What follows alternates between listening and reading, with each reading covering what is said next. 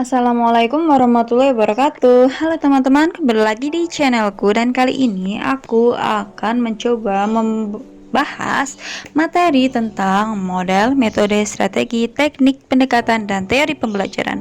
Nah, untuk mempelajari materi ini aku menggunakan dua regulasi hukum yang berjalan saat ini, yaitu ada Permendikbud nomor 13 tahun 2014 tentang pembelajaran pada pendidikan dasar dan pendidikan menengah, dan Permendikbud nomor 22 tahun 2016 tentang standar proses pendidikan dasar dan menengah. Teman-teman, aku sarankan teman-teman untuk pelajari dulu dua Permendikbud ini supaya teman-teman nanti itu dalam mempelajari materi yang akan aku sampaikan itu tidak terlalu luas, ada batasannya dan disesuaikan dengan kurikulum yang sedang berlaku saat ini, yaitu kurikulum 13.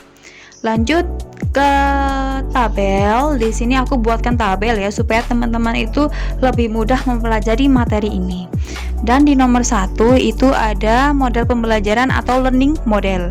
Ini kata kuncinya adalah bentuk pembelajaran dari awal sampai akhir. Aku masukkan ada 6 model pembelajaran.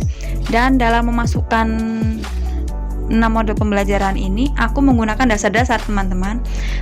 Jadi nanti teman-teman cukup pelajari 6 model ini saja, atau misalkan ada model lain yang belum aku sebutkan di sini tapi yang sesuai dengan kurikulum 13 supaya teman-teman itu belajarnya tidak terlalu luas dan bisa fokus ke yang kira-kira itu sesuai dengan K13 saja. Nah, di sini di nomor 1 sama nomor 2 itu ada discovery learning dan inquiry learning. Aku masukkan karena dua-duanya ini sama-sama termuat di Permendikbud nomor 22 secara tersurat dengan redaksi yang sangat jelas bahwa dua model pembelajaran ini sebaiknya dilakukan oleh guru dalam upaya menunjang pendekatan saintifik atau pendekatan berbasis keilmuan. Kalau discovery learning itu kata kuncinya adalah penemuan, kalau inquiry learning itu kata kuncinya adalah penyelidikan atau penelitian. Lanjut ke nomor 3 dan nomor 4. Di sini ada CTL dan cooperative learning. Kedua model pembelajaran ini termuat secara tersirat di Permendikbud nomor 103. Di Permendikbud ini dijelaskan ada redaksi bahwa pembelajaran K13 itu dilaksanakan secara kontekstual dan secara kelompok sosial. Aku agak lupa redaksinya seperti apa, tapi di Permendikbud nanti teman-teman bisa cek ya. Nah, dengan redaksi itu mendasari pemilihanku dalam menentukan model pembelajaran yang sekiranya nanti akan keluar di tes P3K tahun ini. Di nomor 3 itu ada CTL atau contextual learning, dan di sini adalah kata kuncinya itu kontekstual. Ya, kontekstual itu yang mengkaitkan antara materi dengan kehidupan siswa sehari-hari di kehidupan nyata secara konkret ya. Lalu untuk yang cooperative learning itu kata kuncinya adalah kerjasama. Jadi di model pembelajaran cooperative learning itu guru dituntut untuk bisa melatih siswa agar terbiasa bekerja sama dengan orang lain.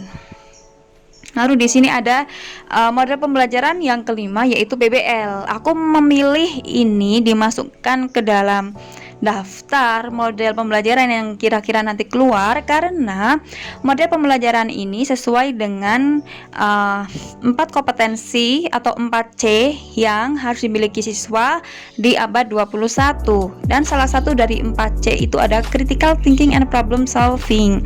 Nah, ini kan berarti menekankan bahwa siswa itu harus punya keterampilan atau kompetensi dalam berpikir kritis dan memecahkan masalah. Jadi model pembelajaran PBL ini sangat sesuai diterapkan di K13 ya, karena pembelajaran ini berbasis masalah ya. Lalu untuk yang nomor 6 itu ada PJBL. Kalau ini termuat di Permendikbud nomor 22 itu secara tersurat, secara jelas bahwa guru itu sebaiknya menerapkan model pembelajaran PJBL supaya bisa mengarahkan siswa untuk bisa menghasilkan produk secara kontekstual. Aku agak lupa redaksinya, tapi kira-kira redaksinya seperti itu. Nanti teman-teman bisa cek sendiri di Permendikbud nomor 22 tahun 2016. Lanjut lagi di tabel, di sini ada nomor 2 ya. Metode pembelajaran atau learning method. Nah, ini merupakan cara menyampaikan materi. Dan di sini ada contoh penerapannya, itu ada ceramah, diskusi, tanya jawab, demonstrasi, dan simulasi. Lalu lanjut ke nomor 3. Di sini ada strategi pembelajaran atau learning strategi. Ini merupakan usaha meningkatkan kualitas pembelajaran, teman-teman. Di strategi pembelajaran itu ada 2 macam. Ada induktif dan deduktif. Kalau induktif itu dari khusus ke umum, contohnya menjelaskan konsep dulu baru membahas contoh spesifik. Kalau yang deduktif itu dari umum ke khusus, itu contohnya adalah melakukan percobaan dulu atau membahas contohnya dulu. Contoh secara generalisasi ya, maksudnya secara umum dulu, topik secara umum baru membahas konsepnya. Lalu yang keempat itu ada teknik pembelajaran. Nah, ini ya hampir sama antara metode dan teknik pembelajaran. Bedanya kalau metode itu cara menyampaikan materi, kalau teknik itu adalah cara melaksanakan metode. Dan ini sama ya teman-teman, penerapannya antara metode dan teknik. Keduanya itu hampir sama. Yang membedakan itu adalah, aku ulangi ya, kalau metode itu cara menyampaikan materi, kalau teknik itu adalah cara melaksanakan metode. Lalu lanjut ke nomor 5. Di nomor 5 ini ada pendekatan pembelajaran atau learning approach. Itu merupakan sudut pandang terhadap proses pembelajaran. Jadi sudut pandangnya bagaimana nih? Berpusat pada guru atau berpusat pada siswa. Nah, untuk pendekatan pembelajaran ini sebenarnya ada 2 macam, ada student centered approach dan teacher centered approach. Tapi karena aku menyesuaikan dengan penerapannya di kurikulum K13, maka yang aku masukkan di sini adalah student centered approach ya. Jadi pembelajaran ini dipusatkan ke siswanya itu sebagai pusat, dan ditambah lagi dengan pendekatan saintifik. Teman-teman jangan sampai lupa ya, pendekatan saintifik itu ada 5, yaitu ada tahap mengamati, menanya, mengumpulkan informasi atau mencoba, menalar atau mengasosiasi, dan mengkomunikasikan. Ini jangan sampai lupa ya. Lanjut lagi ke yang nomor 6, teori pembelajaran atau learning theory. Dan kata kunci untuk teori pembelajaran itu adalah konsep dalam proses pendidikan. Konsepnya, dasar teorinya saat kita melaksanakan pembelajaran yang sudah kita desain. Dan 5 teori yang biasanya dipelajari itu ada behavioristik, kognitif, konstruktif, humanis, dan gestalt. Jadi dengan perkembangan zaman itu ada banyak sekali teori pembelajaran ya, lebih dari 5, tapi yang kita pelajari cukup 5 ini saja.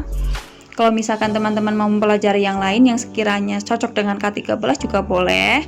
Dan di sini aku akan membahas kelima teori pembelajaran ini secara tipis-tipis dulu ya teman-teman.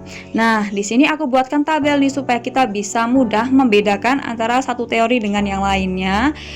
Yang pertama itu ada teori behavioristik. Itu kata kuncinya adalah ini, behavior itu kan artinya perilaku ya. Berarti di sini yang dijadikan kata kunci adalah perubahan tingkah laku hasil pengalaman. Perubahan tingkah laku teman-teman. Jadi di sini juga ada kata kunci stimulus dan respon. Kalau dihubungkan antara kata kunci yang pertama dan kedua itu, kalau di kedua itu kan ada perubahan tingkah laku hasil pengalaman. Nah, berarti pengalaman ini sebagai stimulus dan perubahan tingkah laku ini sebagai respon. Lalu tokoh dalam behavioristik itu ada Pavlov, Skinner, Thorndike, dan Guthrie. Ini contoh penerapannya di dunia nyata itu adalah reward and punishment. Jadi untuk menguatkan sikap yang sesuai yang kita harapkan pada siswa, bisa kita beri reward supaya teman-teman yang lain itu bisa meniru sikap itu. Jika ada sikap yang tidak kita sukai, misalkan tidak sesuai dengan ekspektasi kita, tidak sesuai dengan kearifan lokal atau peraturan umum yang ada di lingkungan sosial itu, maka kita bisa melakukan extinction atau penghilangan dengan cara memberikan punishment. Misalkan ada anak nih yang tidak mengerjakan PR. Nah, ini kan contoh perilaku yang tidak boleh yang harus segera kita peringatkan kepada siswa untuk tidak mengulangi itu, karena itu kan melanggar peraturan bahwa maka kita bisa menggunakan punishment supaya murid-murid itu tahu oh itu salah dan kita tidak boleh melakukannya. Lalu yang kedua itu ada teori kognitivisme. Nah, kata kunci untuk teori kognitivisme itu adalah cara berpikir manusia seperti komputer. Di sini ada input data, olah data, hasil akhir. Nah, sebenarnya itu di sini menurut Piaget itu kognitif itu ada 3 tahap berpikir ya teman-teman. Ada asimilasi, akomodasi, dan ekuilibrasi. Dan di sini tokohnya ada Jean Piaget, Noam Chomsky, dan Brunner. Maaf ya misalkan aku cara bacanya itu tidak sesuai dengan ejaan yang sebenarnya, karena di sini aku belajar lebih ke teorinya saja ya teman-teman. Kalau cara bacanya misalkan agak kurang salah ya mohon maaf. Dan untuk contoh dari teori kognitivisme itu di kehidupan nyata itu adalah pembelajaran disesuaikan dengan tahap perkembangan anak. Dan yang kedua itu adalah memahami lebih bermakna daripada menghafal. Dan untuk yang contoh pertama itu adalah begini teman-teman. Menurut Jean Piaget itu kan perkembangan anak itu kan dibagi dalam 4 tahap. Nah, kalau misalkan pada usia anak SD itu kan masuk ke praoperasional konkret ya kalau tidak salah. Nah, jadi guru dalam mengajar anak SD itu juga harus menyesuaikan dengan tahap perkembangan anak SD itu. Nah, itu merupakan contoh penerapan dari teori kognitivisme. Lalu yang ketiga ada teori konstruktivisme. Di sini kata kuncinya adalah konstruk atau membangun. Berarti siswa itu membangun pemahamannya sendiri. Dan di sini ada kata kunci siswa sebagai subjek. Jadi siswa itu yang membangun pemahamannya sendiri, bukan guru yang membangun. Jadi siswa yang aktif sendiri. Dan di sini yang kata kunci kedua jelas ya, siswa membangun pemahamannya sendiri. Dan yang ketiga itu guru sebagai motivator dan fasilitator. Jadi guru itu tidak membangun siswa, tidak membangun pengetahuan siswa, tapi siswa itu membangun pemahamannya sendiri dengan bantuan guru sebagai motivator dan fasilitator. Dan tokoh-tokoh yang menganut aliran konstruktivisme itu ada Dewey, Vygotsky, dan Brunner. Nah, di sini ada contoh penerapannya itu ada 4 tahap. Yang pertama ada persepsi, eksplorasi, diskusi, dan pengembangan dan aplikasi. Lalu teori yang kelima itu ada humanis. Di sini kata kuncinya adalah human ya. Human itu kan manusia, berarti kata kuncinya jelas memanusiakan manusia. Yang kedua, membantu siswa menemukan dirinya sendiri. Jadi di teori pembelajaran humanis itu guru dituntut untuk bisa membantu siswa untuk memahami dirinya sendiri. Ketika siswa itu sudah bisa memahami dirinya sendiri, kelebihannya apa, kekurangannya apa, maka siswa itu bisa menentukan cita-cita apa yang sekiranya nanti itu sesuai dengan potensi yang dimiliki anak. Itu ya contoh dari teori pembelajaran humanis, contoh penerapannya. Dan di sini tokohnya itu ada Abraham Maslow dan Carl Rogers. Ini ya tahap-tahap yang dilaksanakan guru dalam menerapkan teori pembelajaran humanis. Yang pertama itu adalah mengidentifikasi kemampuan awal siswa. Jadi ketika kita mengajar siswa itu alangkah lebih baiknya kita identifikasi dulu kemampuan awal siswa itu seperti apa, supaya nanti kita bisa membangun jembatan antara pengetahuan awal siswa dengan pengetahuan baru yang akan kita sampaikan ke siswa. Yang kedua itu topik sesuai kemauan siswa. Ini jangan kita artikan secara secara harafiah ya, tapi begini teman-teman, kalau topik sesuai kemauan siswa misalkan kita artikan secara harafiah itu misalkan anak tidak mau matematika maka kita tidak mengajar matematika, salah. Tapi begini, topik sesuai kemauan siswa itu maksudnya kalau dari sudut pandangku, misal kita mengajari materi matematika, anak-anak kurang suka dengan materi matematika, tapi kita tahu nih misalkan anak-anak itu suka Mobile Legends atau game-game yang lain, maka kita bisa menggunakan tokoh-tokoh yang ada di Mobile Legends, kita jadikan tokoh yang ada di konteks studi masalah yang kita munculkan di soal, kita beri gambarnya supaya anak itu tertarik dan mau mempelajari materi matematika. Itu contoh sederhana menurutku. Lalu yang ketiga itu adalah melibatkan siswa untuk aktif ya. Jadi kalau ada murid kita yang dia diam, tidak aktif, maka itu menjadi tanggung jawab kita bagaimana caranya supaya siswa itu bisa terlibat secara aktif. Yang keempat itu membantu siswa dalam membuat peta konsep.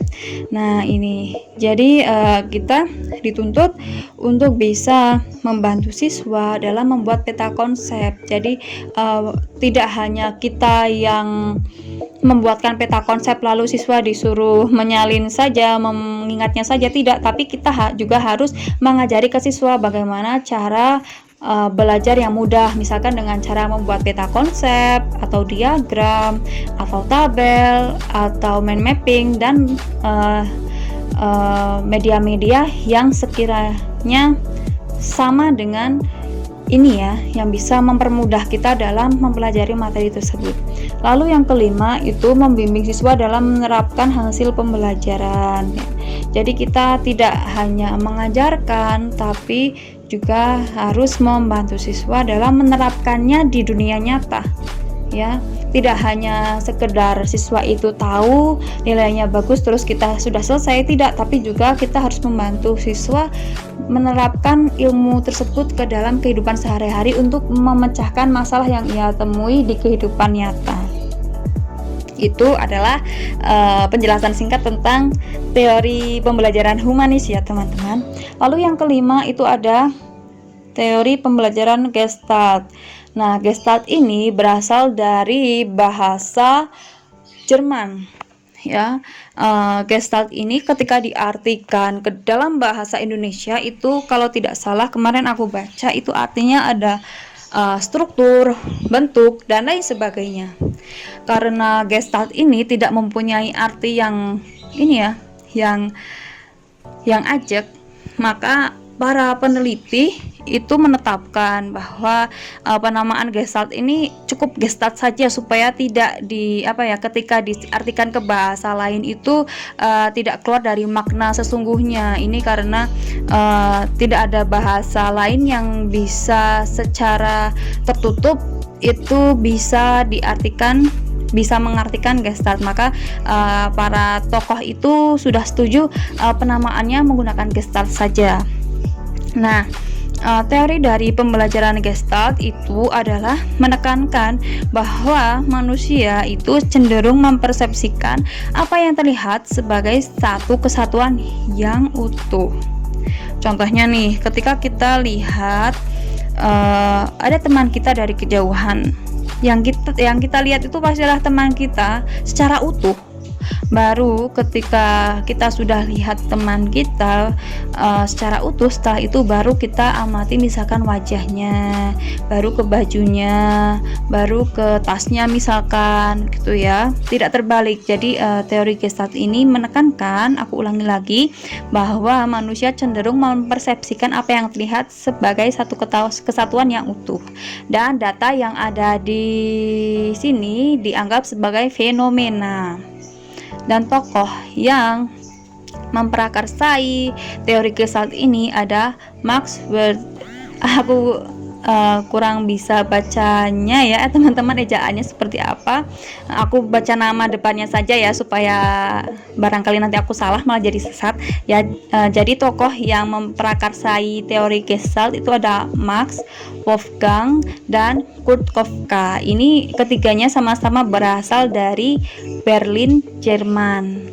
Dan contoh penerapan teori Gestalt itu adalah tematik, teman-teman. Jadi pembelajaran secara terpadu. Nah, persepsinya ditangkap secara menyeluruh. Jadi kan kurikulum K13 ini dilaksanakan secara tematik ya, secara terpadu.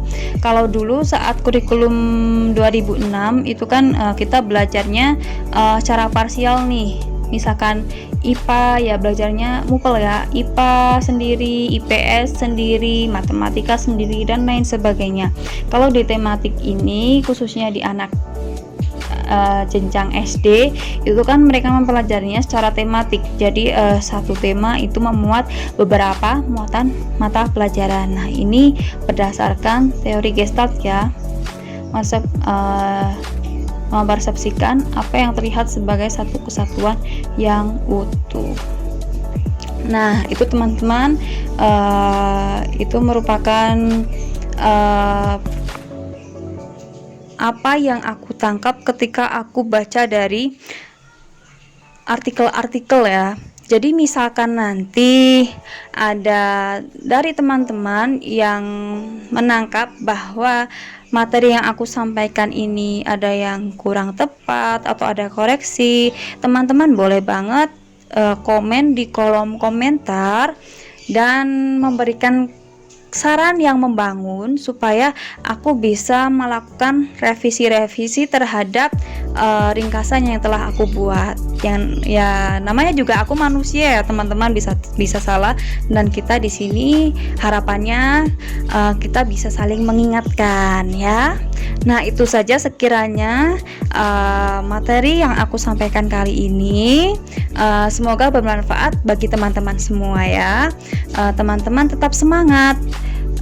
Belajar teori ini jangan cuma dibaca, tapi juga harus dipraktekkan supaya yang kita pelajari itu bisa tidak cepat hilang. Itu saja ya dari aku kali ini. Aku akhiri, sampai jumpa di video selanjutnya. Wassalamualaikum warahmatullahi wabarakatuh. Jangan lupa like, komen, dan subscribe, karena di setiap hari Jumat aku akan membagikan konten-konten yang berkaitan dengan CPNS dan P3K. Sampai jumpa di next video. Wassalamualaikum warahmatullahi wabarakatuh.